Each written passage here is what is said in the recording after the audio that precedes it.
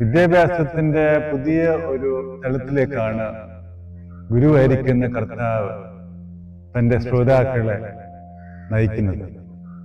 അത് ഗിരിപ്രഭാഷണത്തിലൂടെയാണ് മനസ്സിലാകുക. പുതിയ പാത ഒരുക്കനായ പാടിയ പദ്ധതികൾ. ഈ ഭൂമിയിൽ എങ്ങനെയാണ് ഒരുവന്റെ സഞ്ചാരപാതകൾ നേരെയാകാൻ പറ്റുന്നത്? ദൈവരാജ്യമായിരുന്നു ഈ ഗുരുകുലത്തിന്റെ പാഠ്യ പദ്ധതി. ദൈവരാജ്യത്തിൽ എങ്ങനെ ജീവിക്കാം, ദൈവരാജ്യത്തിന്റെ വിദ്യാർത്ഥികളായിട്ട് എങ്ങനെയാണ് മുമ്പോട്ട് സഞ്ചരിക്കാൻ സാധിക്കുന്നത്?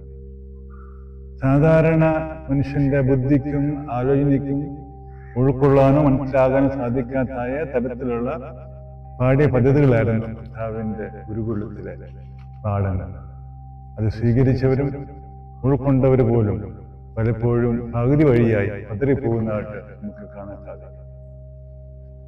പ്രധാനപ്പെട്ട പാഠത്തിൽ ഒന്ന് രണ്ട് കാര്യങ്ങളാണ് ഈ ഗുരുകുലം നമ്മെ പഠിപ്പിക്കുന്നത്. ഒന്ന്, എങ്ങനെ കഷ്ടതയിലൂടെ ഭാഗ്യ അനുഭവത്തിലേക്ക് പ്രവേശിക്കാം. രണ്ട്, ഗുരുവിന്റെ സഞ്ചാരപാതങ്ങളുടെ അപകടങ്ങളെ എങ്ങനെ സുരക്ഷയാക്കി മാറ്റാം. മൂന്ന്, എങ്ങനെയാണ് മരണത്തെ ജീവനാക്കാൻ പറ്റുന്നത്. ഈ മൂന്ന് പ്രധാനപ്പെട്ട പാഠ്യപദ്ധതികളാണ് കർത്താവിന്റെ ഗുരുകുലത്തിൽ നിന്ന് നമുക്ക് മനസ്സിലാകാൻ സാധിക്കുന്നത്. ഈ മരണ വഴിയായി കടന്നു പോകുമ്പോൾ അതിൻ്റെ അപ്പുറം ഒരു ജീവനുണ്ടെന്നുള്ള പുതിയ ഉൾക്കാഴ്ച, പുതിയ പാഠം കർത്താവിന്റെ ഗുരുകുലം നമ്മെ പഠിപ്പിക്കുന്നു.